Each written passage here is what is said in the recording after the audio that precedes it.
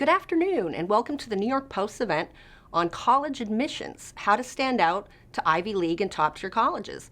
I'm Kelly Jane Torrance, the Post's op-ed editor, and I'm joined today by Christopher Rim, the CEO and founder of Command Education, a consultancy that works to get students into the college of their dreams. Chris, my first question is, college admissions are such a grueling process. Why on earth did you want to do it not just once for yourself, but now continue to do it every year for dozens and dozens of students? Yeah, I mean, it is a very complex, process, like applying to colleges, understand what courses you should be taking, and there's just a lot of misinformation out there. And when I was applying to colleges, I grew up in northern New Jersey, and I went to school in Englewood, and everyone told me, Chris, there's no way you'll get into a top-tier school. And my guidance counselor actually said, Chris, just go to the state school, Rutgers, which is incredible, but then just go to a top-tier grad school or grad school program. And I said, well, the worst thing that could ever happen is I just get rejected and I lose, the $70 application fee. So I applied to Yale, and I was actually the only student who got accepted from my graduating class. And after that, all these other students were like, Chris, what did you do? How did you get in? And I kind of found out what I did was very unique, and that allowed me to stand out. So I worked with those students. The first student I ever helped got into MIT. The second student I ever worked with got into Stanford. And from there, and this is when I was in college, out of my dorm room.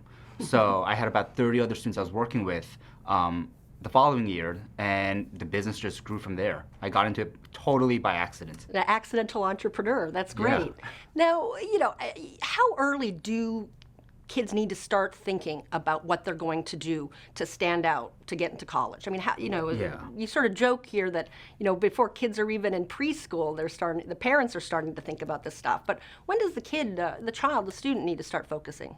So I would say, it really depends on the student. You really shouldn't be forcing a student to be doing a certain project or extracurricular or get involved with the program just because of the college process. So I would say, we work with students as early as 7th grade. The majority of students work with us starting in 8th or 9th grade. But of course, we have students who start with us 2 weeks before applications are due. Wow. Or even as a junior, like right now as a junior, as they're getting their college counselor's assignments at school, they're trying to figure out exactly what piece of advice they should be taking from the school, which one is just, something that they think they could potentially override, and so forth. Now, how important are grades in this process? Because a lot of people in the past thought, hey, I've got a 4.0 GPA, I'm a shoo-in. And clearly we've seen in the last number of years that it takes a lot more than that. Definitely. So I think grades and test scores are pretty much what I like to call the foundation of a strong application. Of course, great grades and great test scores.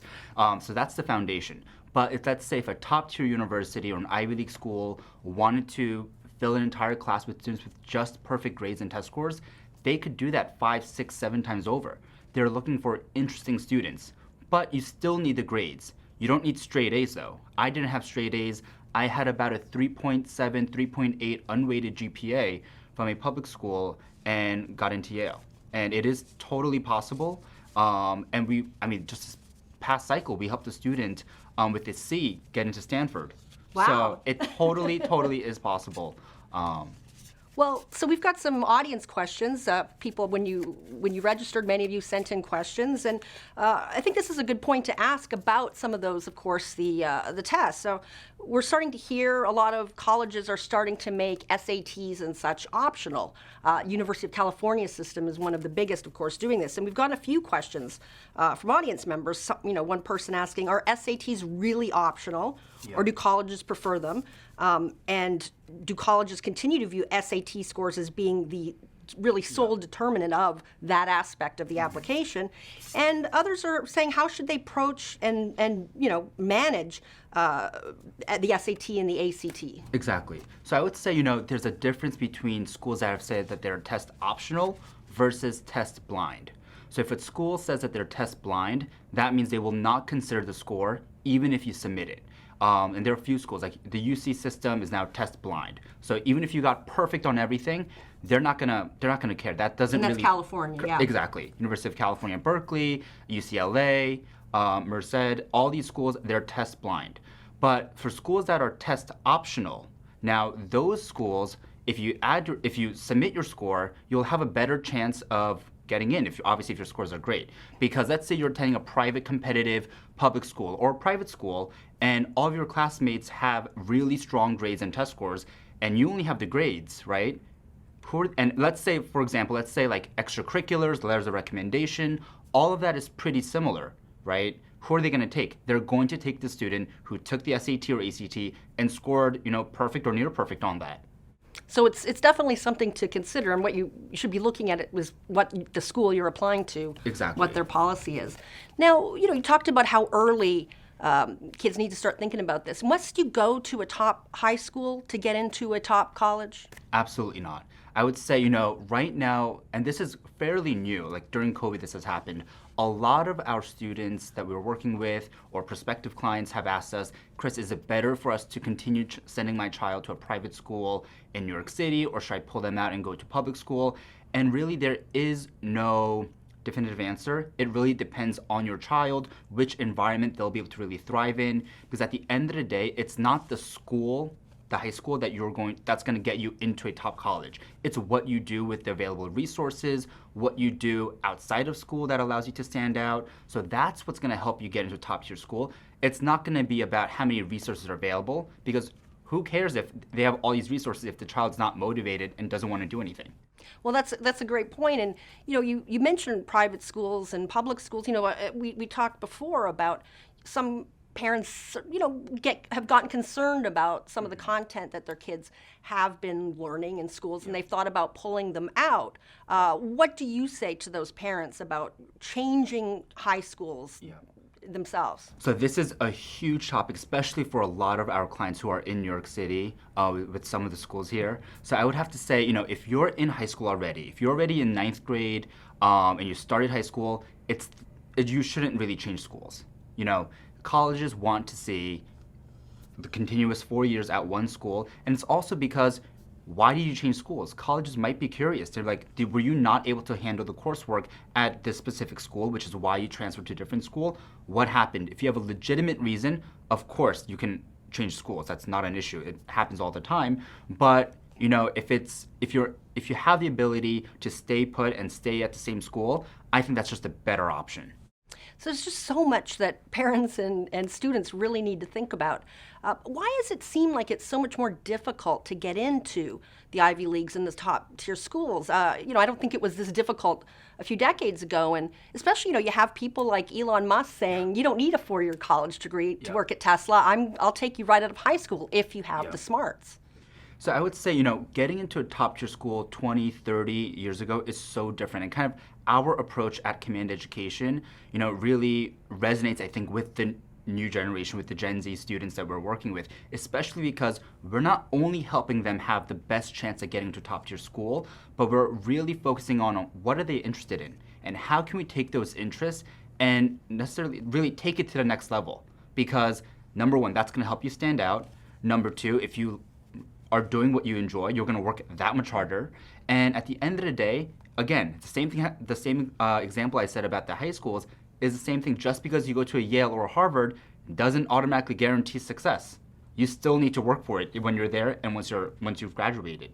So, it really depends. I think right now it's more competitive to get into these top tier schools simply because of how early students are starting.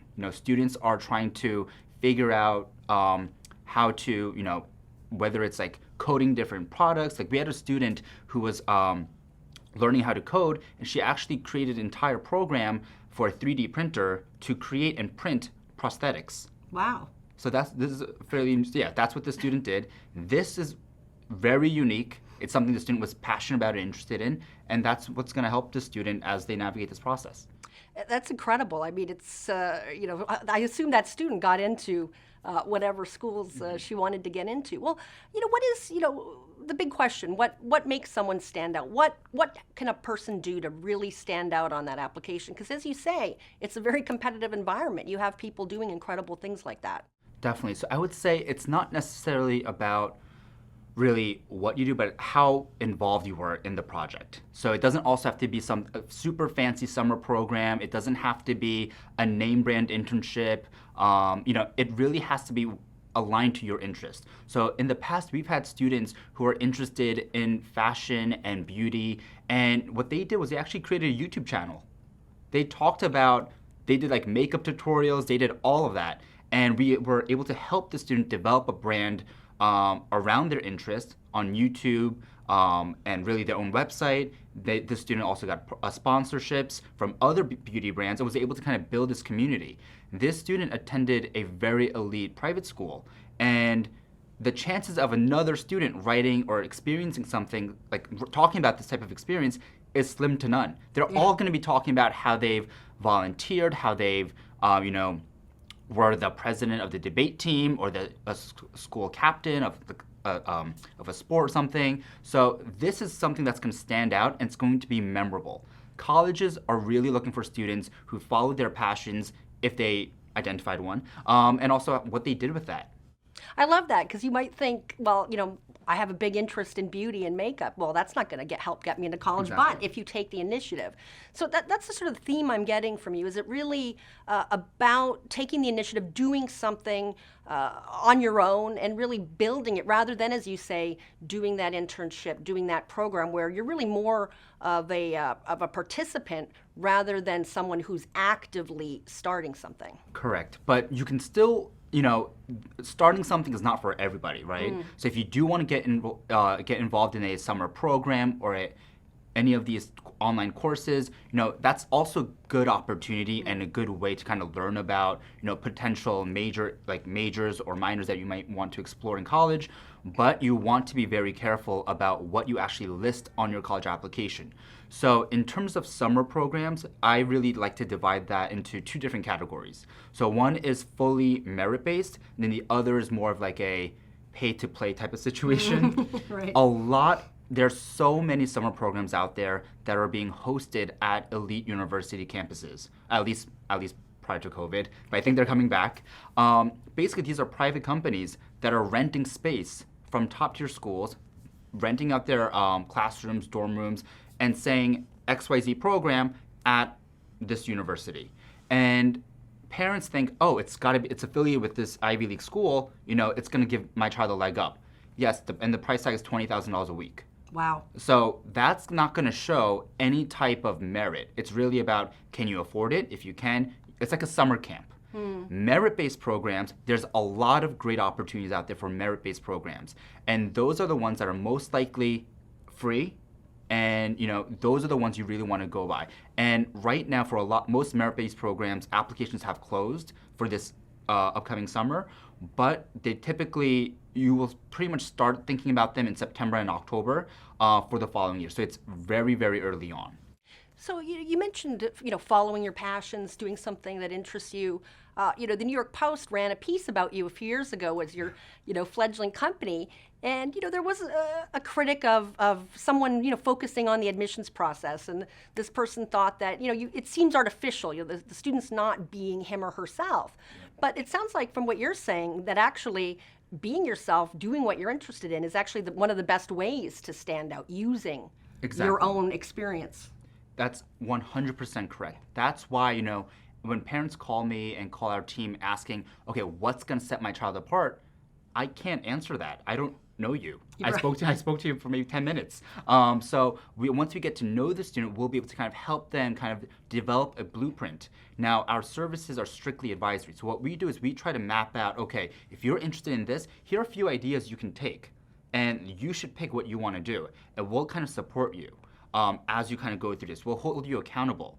Because a lot of times, if you have unstructured time, as a lot of students have during COVID, they lost out on a lot of opportunities. They say, I'll do it tomorrow. They'll procrastinate, and they'll never get anything done. With us, we will make sure that the student stays on top of all deadlines. We'll make sure that they're actually able to execute. Because anyone can have ideas. Actually, doing the work is a whole other thing. We all know that well, I think. I was wondering if you could talk about an example. And I know in the Post story, you were out with a student on a Saturday morning at a museum. Maybe you could talk a little bit about how you worked with that student, given her interests. Yeah, so we don't do that anymore because all of our services are obviously online through Zoom and virtual. But in the past, we really tried to understand what the students wanted to do and kind of worked as mentors. I think everyone on my team is around like 24, 25 to 29 years old. And of course that will change, but we are much younger than your typical educational college consultant. And some people might think that's not the best thing, and some people would actually absolutely love it. And I think it's a huge positive that we are much closer in age to our students than some of our other competitors who do an incredible job through this process. But what we focus on is how do we motivate the student? Because we are near peer in age, they respond to us. We're non-parental. So when we tell a student, hey, these are different things you have to do, there typically isn't any pushback. They'll do it and they'll understand why we're asking them or suggesting them to do X, Y, Z. And I think that's really the secret sauce. And also, parents don't have to get involved then. So there's no argument at home asking, did you complete this homework or did you complete this summer application? Because we're on top of it. We're making sure that the student gets their work done. So it's one way to reduce the tension around this process between Yes. parents and children is maybe get someone outside involved and, Yep. and you kids have enough on, Yeah. dealing with their parents. But, one question I have is, do kids get really easily overwhelmed by this process? And what are some ways to sort of relieve some of that stress that's, it's obviously a very high pressure, decision for students. And the thing is, it goes by so quickly, right? Because you have freshman year, sophomore year, and halfway through junior year is when you start putting together your college list at school for most students. And because it's really 2.5 years before you really kind of get into list building, essay brainstorming, and all of that, you don't have that much time. So it is a lot of stress, it's a lot of pressure, but it's important to really spend your time and energy on the projects, on the activities that you're interested in. If you don't like playing squash, if you don't like playing the violin or the piano, don't do it because you think that's going to help you stand out and be an interesting extracurricular, because it's not. Think about how many other students are going to be talking about how they play squash or they play the violin, right? Yeah. Like, that's not interesting, I'm sorry. And parents say all the time, Chris, but I spent tens of thousands of dollars on music lessons and helping my child like buy the violin, and it's just not going to help. So quit the activities that you're not interested in. Focus on one thing. It's better to do a deep dive in one activity than it is to kind of do surface level stuff for 5 or 6 different activities. So a lot of people might think, okay, having all those extra points on a resume or an application, those extra lines might help them. But you're saying actually it's better to do something more meaningful in 1 or 2 areas. Exactly. But obviously just don't do one thing. Like doing volunteering is important, making sure you're involved with the school, making sure you're involved with your community. So there's a few different things you can do. And obviously you can't do everything perfectly. You're also in high school, right? And that's the other thing is, these are, yeah. The challenges of being in high school alone without this process are certainly there. Maybe talk a little bit about the admissions essay, because that's another thing that, I think there's a lot of pressure around. How important is that in the process? What do schools, how do they sort of rank that on the list of, things they're looking at? So I would say the college essay is, so when you apply to colleges, typically there's the main personal statement, which is through the Common Application that virtually almost every school accepts, except for like MIT, they have their own portal and all of that. But pretty much every school uses the Common App. That's the main college essay people think of when you talk about college applications and essays. Then each school has their own school-specific supplemental essay. Now that is, for example, if you apply to Yale, they might ask, what is the best piece of advice you've ever received? And you might have 100 or 150 characters to answer that. It might say list 10 of your favorite books, or what is the most frequently visited website, whether it's Facebook or a news channel, whatever it might be. They'll ask random questions. There's no right way to answer these. It really depends on who you are. They want an authentic student. They want to be able to envision what is this student or this applicant going to do if we accept him or her and they are able to join us on campus. How do we see this student flourishing here on campus? That's what they're going to try to predict and envision. So you want to be yourself. These essays should not be, full of SAT vocab words. It should really be, I think, should be fully, like a third grader should really be able to read the essay and fully understand everything you're saying. The simpler, the better, the more authentic the essay is, the stronger it's going to be. And there is no one or two topic that I can really truly suggest that you should go with, because every student is different.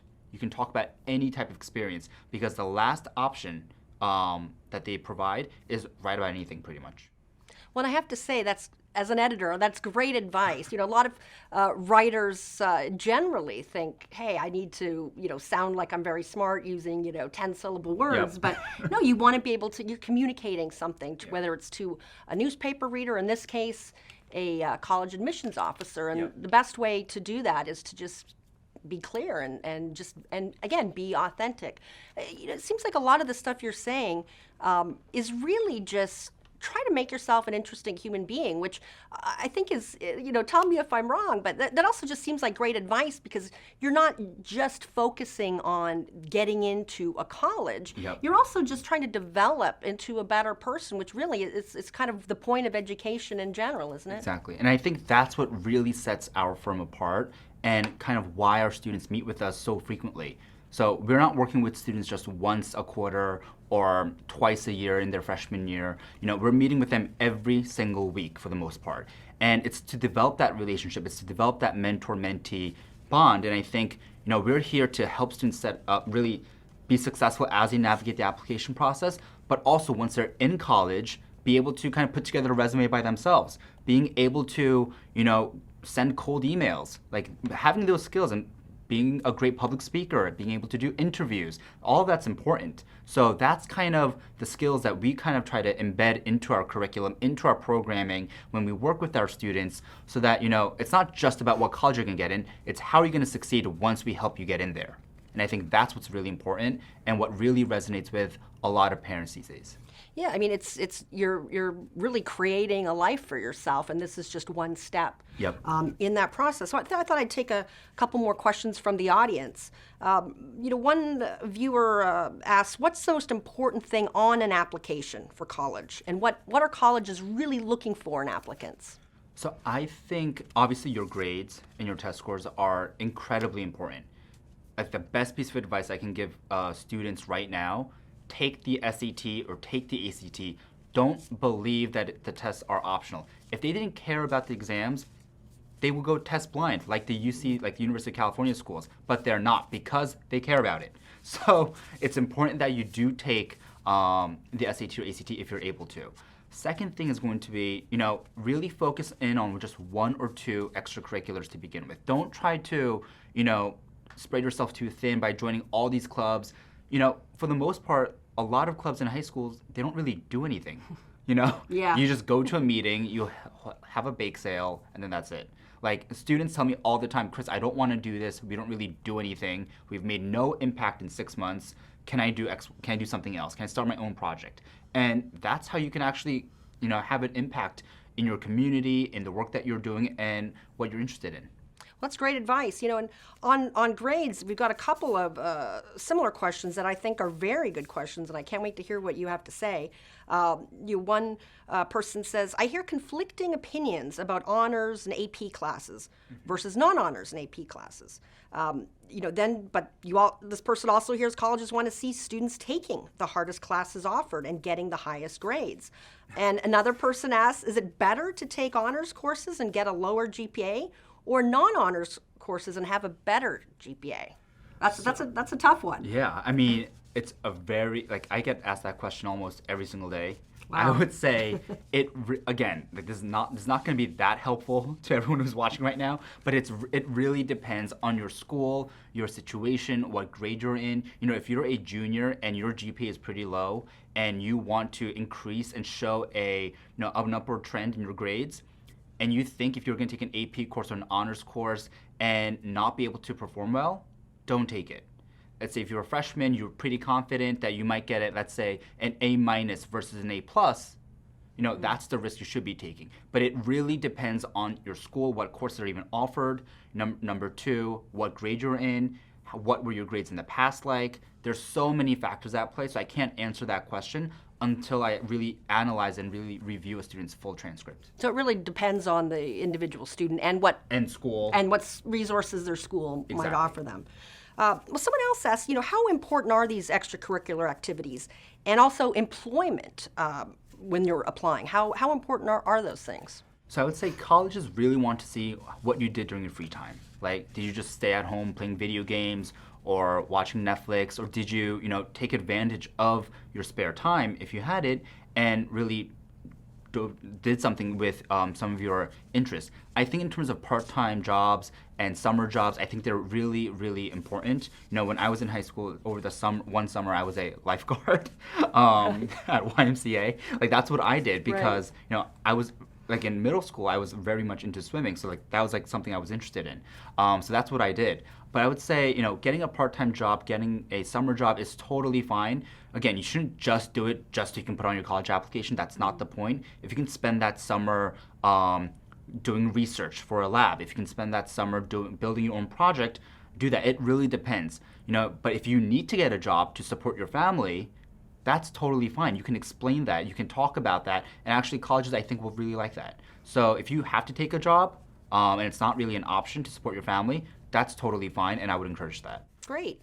Someone asked if playing a sport is helpful. Is it something that colleges look at? And you talked about squash, but a lot of people think that to be a well-rounded applicant, you have to excel in some sort of sport. Do you think that's the case? So I would say, colleges were looking for more well-rounded applicants 20, 30 years ago. Now they're really looking to build a well-rounded class, which means each student should be really focusing on one thing. Like, what is their hook? So what's something that's going to allow them to stand out? And that's what it should be. If you're not a great athlete, don't join out for your varsity team at school. Like, don't do that. Like, don't do that.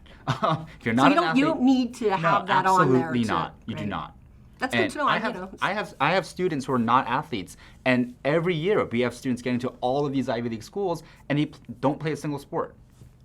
That's great to hear. It's totally fine. Someone a little less sporty myself. It's nice to hear. Well, in looking at what colleges to apply to, is it really important to get into the Ivy Leagues if you can? How would you compare, getting into one, going to a great state university? So every student, every family is different in terms of what they're looking for in an education for their child in higher education. I would say a lot of the clients that work with us, they're hiring us because they want their best chance at getting to an Ivy League, Stanford, U Chicago, MIT. That's what they're looking for.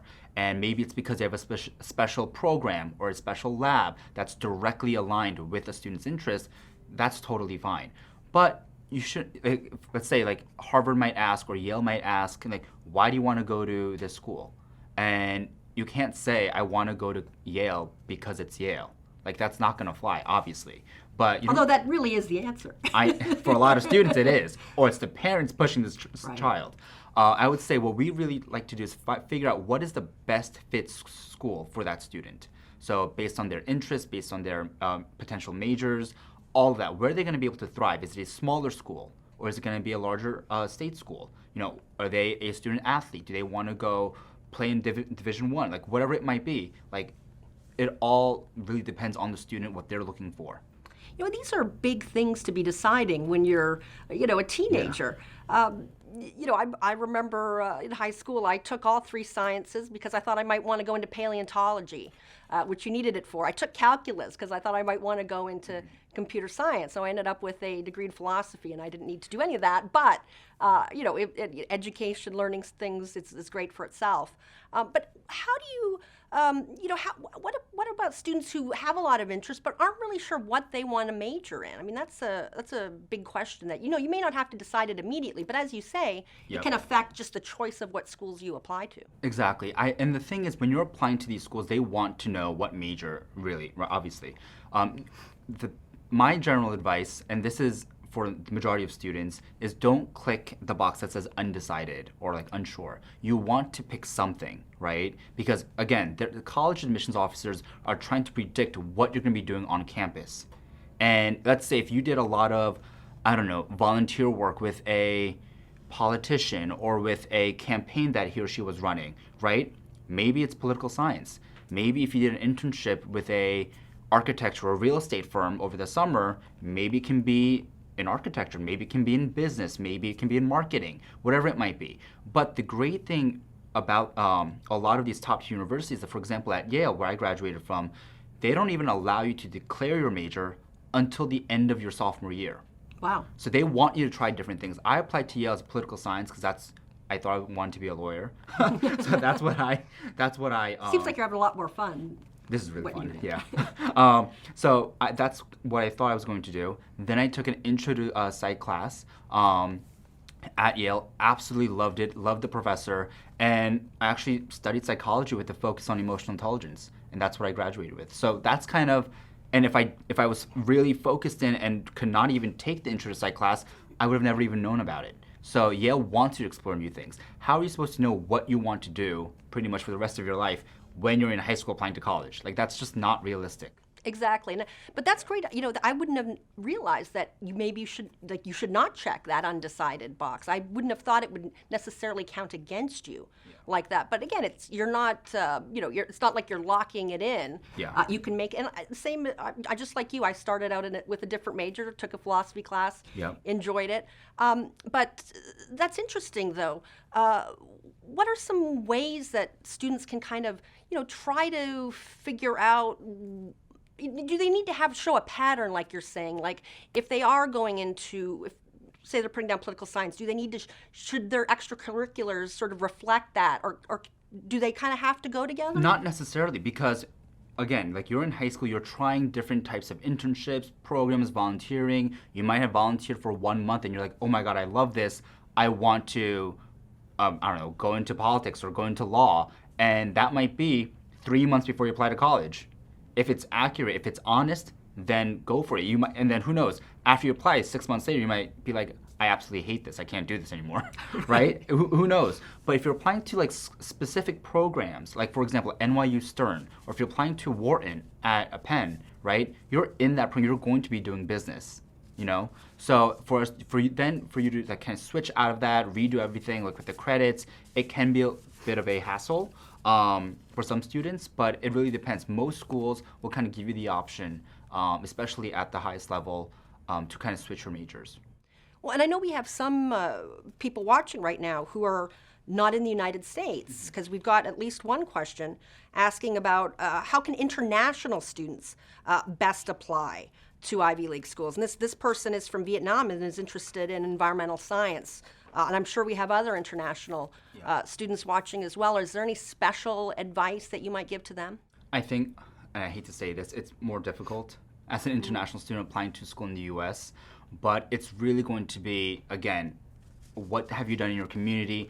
What makes you stand out, right? Because they're going to be accepting very, very few students from your school, from your community, right? They don't have space to take 50 students from one international school across the board. They just can't do that. So it's pretty much the same advice. You just have to be really, not strategic, that's not necessarily the right word, but you really want to do something that's going to allow you to truly stand out, and you want to think about it, before you get into high school. If you're thinking about how you're going to stand out and what extracurriculars you want to get involved with this time in 11th grade, you're kind of out of luck. We have to go back and see what have you done, and how can we talk about your experience? How can you talk about what you've done, what you've learned from it, what you want to do in the future, and kind of talk about that in your essay. So that's the type of brainstorming that we can kind of guide students through. There's so many different aspects to this process. How many students do you work with at any given time? It seems like it's, one student alone would be a big project. Yeah, so about 150 students. So we're a small team, but we work with about 150 students at any given time. But it really depends. Like during the summer, a lot of our students are in programs or starting their own projects, or they might be traveling. So during the summer, it might be slightly less, but on average, about 150. And would you say most of them are here in New York City? I would say about a third of our clients are here in New York City. The other third, they're in LA, Miami, DC, Texas, San Francisco, and then the other third are actually international. Oh, so you do actually work We have with, quite a few international students. And they probably really appreciate it because you have, that familiarity with the process that certainly they're not going to be able to find at home. And the thing is, if international students or students who are maybe from the West Coast and they want to go visit Ivy League schools, we'll help them plan out an entire itinerary in terms of where they should be going, what schools they should visit, what should you do in that in that city? Where should you stay? We'll kind of help them put all that together. And I think they find that super valuable because it's also the community and the campus you'll be living in for 4 years. It can be grueling 4 years. How important is making those trips, making those visits? Does that do admissions officers take that into account when they're looking at an applicant? How much have they gone to do a tour? Do they look at things like that? I definitely think it's not even just about that. It's also for the student whether or not they think it's the right fit.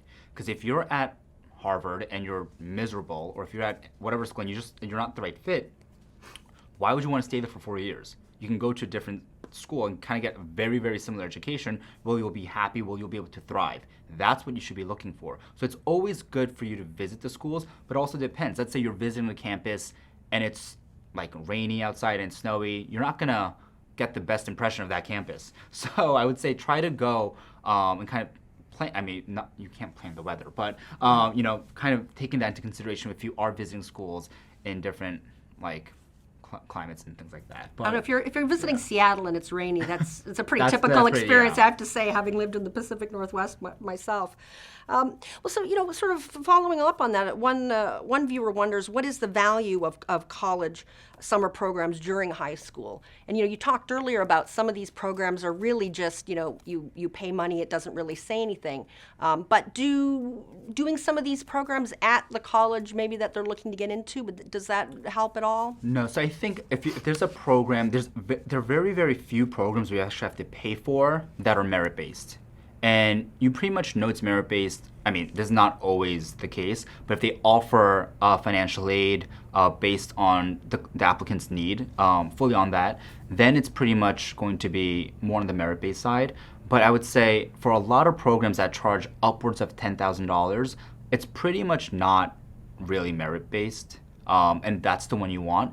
It might be, I would only recommend students to kind of enroll in those programs if, number one, you are very, very certain that this is a class or a course or industry that you might want to get involved with. Let's say it's a film course at Columbia and you're very interested in that and they're offering an incredible opportunity for a student for 6 weeks. I would totally do that, right? Not for you to write it on your college application, not for you to think that this is going to help you get into Columbia, but for your own experience, because through that experience can lead to another opportunity. So, right? So that's the different types of ways that we kind of think about it. Well, that's really great advice because, as I'm sure you know as well, just throughout my career, I've gotten opportunities from other things I've done and from meeting people, getting out there, networking, meeting people with similar interests. I think it's a really, really good advice to not just look at what point is this going to fill in the application, but how is this going to help me become the person I want to become, and that will eventually. Yep, if it's for honestly learning and kind of understanding, the industry or the material or the subject, totally do it, but don't write on your application because they're going to think that, obviously it's going to come off very privileged that you're spending that much money for a summer program. So those are the strategies that we'll kind of work with our clients on in order to maximize their chances. So that's interesting. So some people I think might want to emphasize the resources that they've had, the background that they've had, but in terms of privilege. But you're saying be careful on that. Exactly. You don't want to talk about that. They want to see students who are driven. They don't want to see students who had everything handed to them. That's not the point of this. They want students who are hardworking, driven, and motivated. And if a student's not motivated, if a student's not driven, that's where we can also come into play and show the students why this is so important. Why do they have to do this? And I think that's kind of where a lot of our guidance really comes into play. But we also have worked with so many incredibly driven students who come to us already with ideas, with projects, with things that they've already done, and they just want us to really help them take it to the next level. And of course, we can do that as well. Gosh, it sounds like if I were searching for someone to hand out venture capital money to, I would come to you because you're hearing all the best ideas from the smart cookies out there. So if a student has a choice about what to do with their summer, some people might have to work, but if people have choices about what to do with their summers. What do you recommend for high school students to say, hey, I've got this chunk of time. What's my best use of it? So it's going to depend what grade you're in, right? If you're in ninth grade, maybe not studying for the SAT, or maybe if you want to because sophomore year or junior year at your school is going to be incredibly difficult, you might want to get the SAT out of the way, right? But I can tell you what not to do. I can tell you not to travel to do volunteer work. Traveling 18 hours to a third world country to do volunteer work for 2 days and vacation for 5 days is not volunteering, and you can't write about that on your college application. That's a question we get about once a week. Can we travel? Yeah, from parents. Wow. So the parents are looking to how can I turn a vacation into a college application opportunity? You cannot do that. 100%. They want to see how you made an impact in your community, in your backyard. That's what colleges want to see. So don't travel somewhere to do something. There's a lot of things you can do right here in New York City to help New York and help other people here. So why don't we start here? Right? That's what's going to have the most impact. So do that. Second thing is, don't really talk about, over the summers, don't really do things just because you see your friends doing it. I think that's also really important, because if your friend's going to camp and you want to also go to camp, that's probably not the best idea, unless you're a camp counselor, right? We have so many students coming to us, even junior year, saying they've been going to the same camp for 10 years or 15 years, and no, you can't go to camp. You're not like 5 years old anymore. Yeah. So there is a certain amount of this process which forces teenagers to face growing up. Does this process really, change students in a way? And, how does it kind of help shape them and to becoming, hey, listen, I'm about to become an adult? Yeah, and I think that you have one chance to really get this process done correctly. You can, of course, transfer, but there really is no guarantee. Sometimes schools will accept 0 transfer students simply because there's no space. But I would say you have one chance to do it. A lot of times students realize that. But some students might realize that a little bit too late, beginning of senior year. You can't go back and redo extracurriculars. That's not a thing. It's have you done it, yes or no, and what have you done?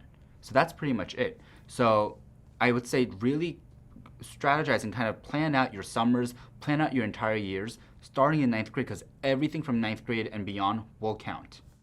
So it sounds like none of your students then has built a time travel machine. If only. Well, what are some good ideas for volunteering? Some people think, I want to volunteer, I want to do some good. A lot of people just don't know where to start. What ideas would you give? It really depends. There's so many students that we work with, right, obviously around the country and really around the world, where all the volunteering opportunities have been pretty much canceled due to COVID. So, a lot of students typically in the past used to volunteer at hospitals or nursing homes. None of that's going to be a thing. It's not going to come back anytime soon, I think. So a lot of students have been doing peer tutoring opportunities, but taking it a step further. They're partnering with different types of community-based organizations, putting on programs. We're seeing students create projects for their local library to give back to their community. So there's a whole bunch of different examples, but this can also be the project that you build, right? If you're interested in a certain, software development or coding or whatever it might be, and that's kind of what you want to do, see if there's a use for that in your community, or if there's a nonprofit that, needs a better website that you think that you can help them build and really to raise funds or whatever it might be. If you love, planning events or things like that, maybe an organization wants to put up host a fundraiser and you might have an idea. I think they want to see that initiative. So it really depends. There is no single, because it also depends. If you're in Florida, if you're in Miami, everything's pretty much open. So you can volunteer wherever you want. If you're here in New York, you can't do that, really. Well, that is interesting. I hadn't thought of that different states' rules and regulations might actually make it tougher for the students there. But, it sounds like the pandemic really has had an effect on this process. Our admissions officers, understanding that, and how else has it changed the process? Definitely. Admissions officers 100% understand that. I would say some schools even went pass-fail, right? And how are you going to calculate that in your GPA and all? There's a whole bunch of things up in the air. I think the biggest change obviously was with the testing going optional, schools going test blind. So I would say, colleges are not really telling the full truth. You need the test, and I think that's the most important thing, and that's where a lot of the miscommunication comes from. Well, that's actually a great point. It sounds like in some ways, school administrators and lawmakers don't always have the students' best interest at heart. They might think they're doing students a favor, Yep. but they're actually hurting them. Definitely. It's, there's And they're also giving a lot of false hope. So if you think all of these Ivy League schools are going to be accepting students with no test scores, they've all gone test optional, not test blind, right? Think about how much money they're making from just application fees. $70 to $100 on average, right?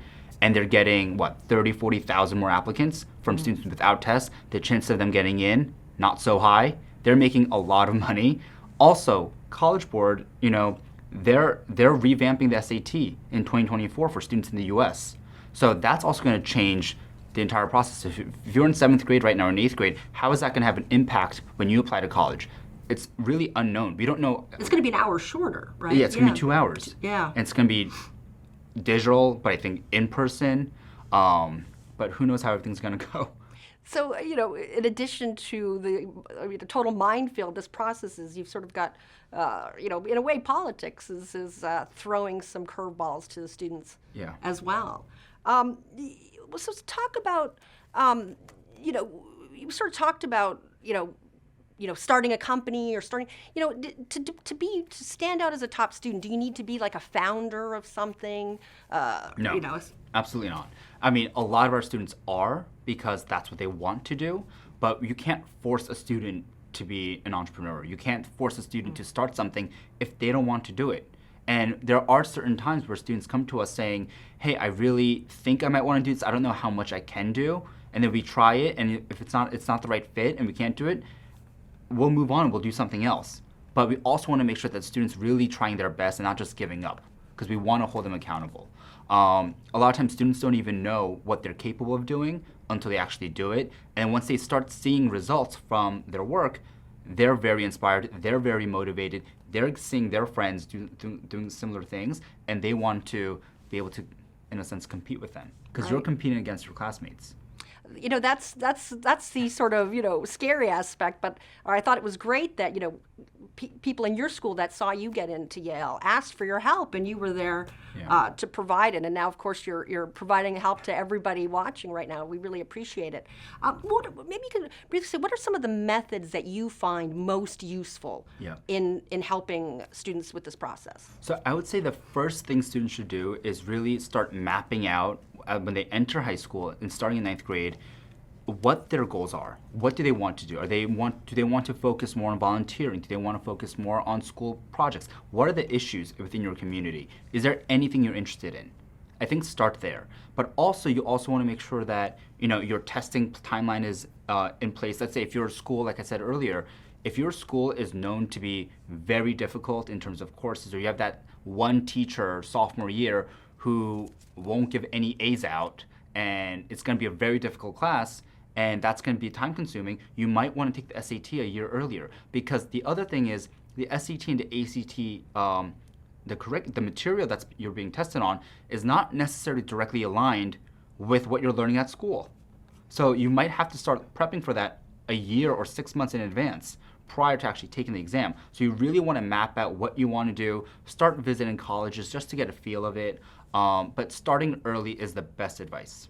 Well, that's great advice. And you're running out of time. We're almost at the end. And I saved one viewer question for the end because I thought it was just really a great question to sort of summarize everything that Chris and I have been talking about. And this is, what is the X factor colleges are looking for? How can I differentiate myself from the rest of the applicant pool?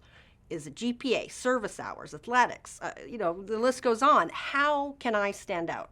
And that's the ultimate question. So you can stand out really by being yourself and being as weird as possible and authentic as possible on your application. Don't try to be someone you're not on your application, because I see students writing these essays. I know it's not them, and if I can tell, admissions officers can certainly tell. So be authentic and show these schools what value you'll be able to bring if you're accepted, and that's how you can get in.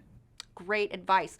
I want to thank the audience for watching. I want to thank Chris for providing such great advice, free of charge to our viewers. And is there anything that I missed that you would like to tell our audience? So if there's any additional questions students or parents might have, feel free to go onto our website, commandeducation.com, and you can fill out the little tab that says Get Started or the Info Contact section and just send us questions. Happy to answer them. You can also tweet us. We're very active on social media. You can tweet us at CommandEDU or on TikTok, Command Education, or Instagram, Command Education. And we are pretty fast with responding to everything. Well, because of course you're of the generation that lives on social media. Yeah, our responses are almost instantaneous. Great. Well, thank you so much, Chris, and thank you for watching. I'm Kelly Torrance for the New York Post, and this was Chris Rim, founder and CEO of Command Education. Thank you so much.